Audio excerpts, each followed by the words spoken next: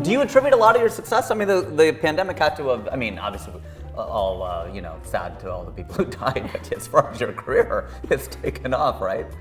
Do you think the pandemic helped? Who's to know how it would have gone another way, right? Because I had a lot going on right before things shut down too. But I don't dwell on all that. Like, I just keep going. Yep. The Z train keeps charging forward. That is. Whatever ZTV happens. Train. So it was, it was fun. That's like good. we keep adapting to whatever life throws our way. So, what gives you more joy? Is it the love of the crowd live, or is it the likes or the comments on the digital? Like what? Look, the live show is its own thing, right? You like experiencing it, but the digital thrill is real too. Okay. And I've realized that. Like, I do a lot of Zoom shows. You can feel the energy even through the wires. When something's going well, you feel it. And when it's just dying, you know it's dying. And now on TikTok, Instagram, like the reels and videos, you can feel the energy.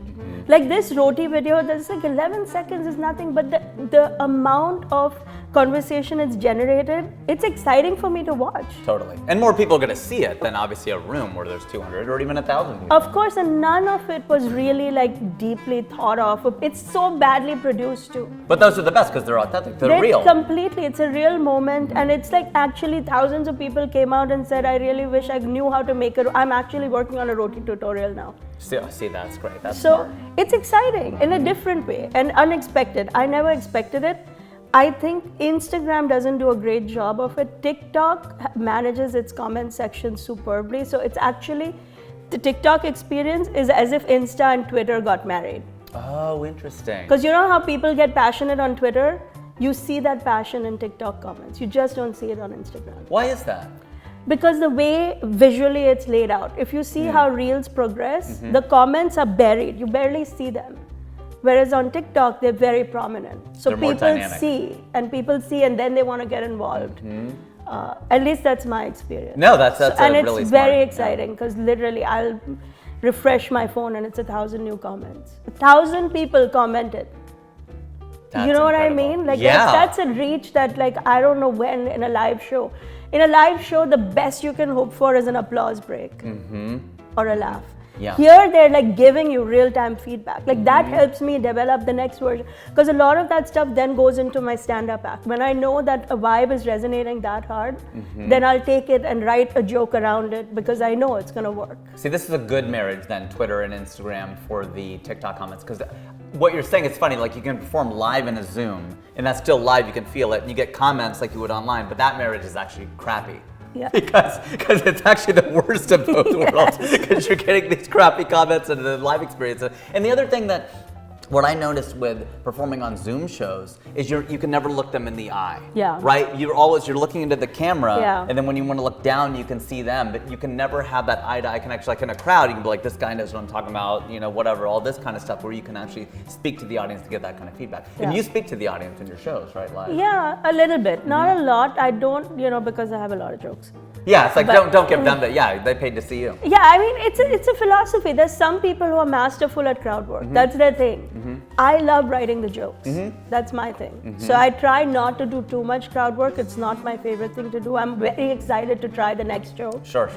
But I do, of course, you have to bring the audience in. Yeah, you want to be in the room. Yeah, of course. How long are your shows, or what's an ideal length of show for you live? I would say 45 minutes if I'm headlining, 45, and like one opener would be perfect. Opener like 10, 15 minutes? 10, 15 minutes. Yeah. Because I find that people's attention spans are... How long is it? It's... I think 2-3 years ago, 90 minutes was an ideal comedy show. And that would be for you and an opener, or multiple people. However you want to cut it, 90 minutes and people want to be out. I agree. You've been served your drinks, you've had whatever, and I personally find that in today's generation, the threshold is a little bit lower. I think it's closer to 60-70 minutes, to be really honest. Yeah, now, please be honest. From a club point of view, can you do that? I'm not sure, because there are all these other logistics involved. Yeah, they got to get the food served and the waiters, and they got to cut the staff. And exactly. There's a whole process. The comedian is practically incidental at a comedy club. Yeah, exactly. That's the way the money is actually made. The real money is the food and the envelope. Exactly. But if I had my choice, I would have a 60, 70 minute show, but you know. When I do my solo shows, that's how long they are. Right. I find that the ideal. I know with stand-up, 52 minutes for me for whatever reason. It's 52 is where I can feel the lag, and then it's my skill then to get them to 60, 65. But they will give me 52 like nothing.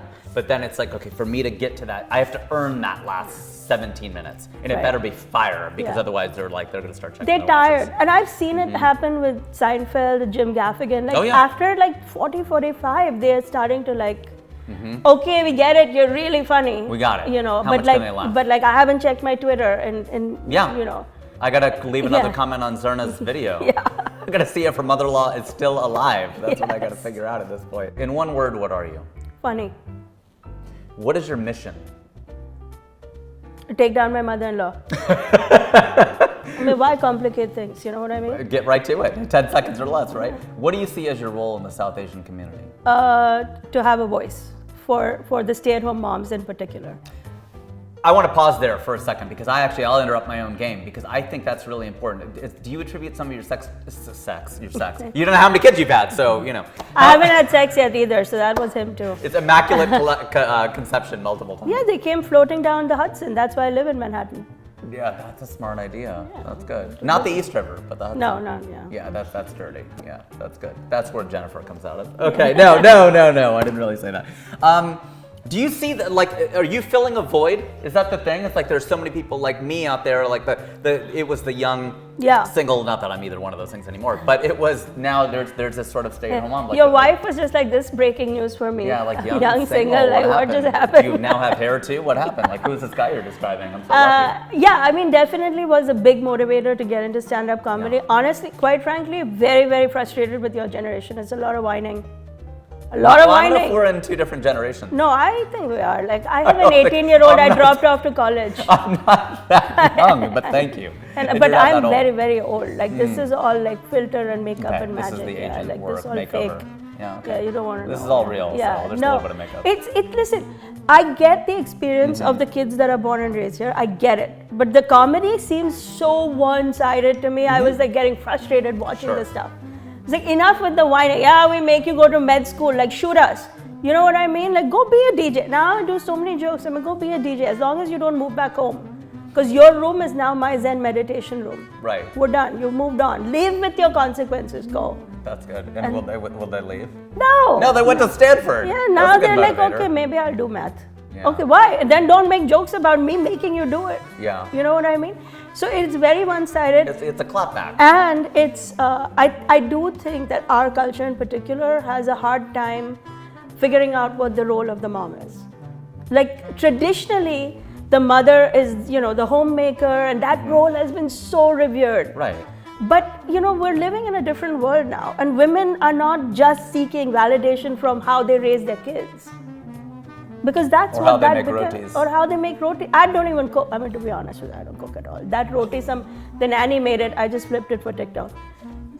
I was gonna say, well, that's a hot take right here. Then, we're gonna put that in the comment section. Yeah, we'll make another TikTok about it. I said roti tutorial. Watch out for those hands. They aren't gonna be mine. Yeah. The close up. Like, whoa, wait a second. People are analyzing that. Those aren't her hands. Yeah, but or do you have the forehands like the goddess? Exactly. That's what like, you need to I do. work it out. I have my magic, but you know what I'm saying? Like, we're not living in a world anymore where, like, in theory, you're not going to derive your worth only from being a mother. Yeah, and we've moved on we've progressed from that. We want to do stuff. But haven't the kids moved on too? Then they don't only want to be doctors and engineers and lawyers. Listen, I got nothing against it as long as you're willing to live with what comes with it. They won't. Exactly. Well, they're too young too. Thank you. So this is the issue, right? And so that is the opening for all the jokes about that. Mm-hmm. Like, don't study, don't go bungee jumping, go, you go think skydiving. You think you're so special. You're like, I will just throw myself off the mountain, see what happens. Go do it. I'm not coming to pick you up. This is why you're not sure how many kids you have. You don't know how many are still alive. Yeah, I don't know. They went somebody bungee jumped. They didn't text you at the end of it. If they didn't post it on TikTok. Yeah, they started to, but then anyway, I'm not interested if you're not gonna do a TikTok about it. Yeah, did it really happen? No. Yeah. So, but yeah, it's a big motivator for sure, and I find that a lot of Indian moms feel trapped. If you're an immigrant mom, you feel completely trapped, like I did for years. Getting out of that hole was very hard. Like you're stripped of your self-esteem, and I'm a New York State licensed litigation lawyer. You were as empowered as it got. And I found myself having no sense of self-worth. Like in 16 years, the Word had moved on. Microsoft Word is a different thing. And it's like even simple things had changed completely. Microsoft Word, yeah, you're right. But it's like, you're right. No, it had. Back then, when I was working, was a whole thing, and now it's a whole different. It intimidates. The world can pass you by. It absolutely does. So I take that role very seriously. Like I get inquiries every week from women who are like, "How did you do this? How can you do this? Whatever." And I take the role in that space very seriously. I want to help as many women get back. And now on the back of COVID. As if it wasn't bad enough, the situation, it got completely destroyed. Yeah, women lost ground. Weirdly, the homeless, like the lower elements of society actually came up a little bit. Finally, the wealth gap decreased a little bit, slightly, but women really lost out during the pandemic. Women got crushed. But you sprung up. I really attach myself to my purpose. I'm so American, I have a purpose now. That's how you know. Yeah. When I ask you what your mission is, you know, that's why I'm serving coffee. Yeah. That's how we do it out here on the West Coast. Yes. Let's play ping pong. Okay, let's go.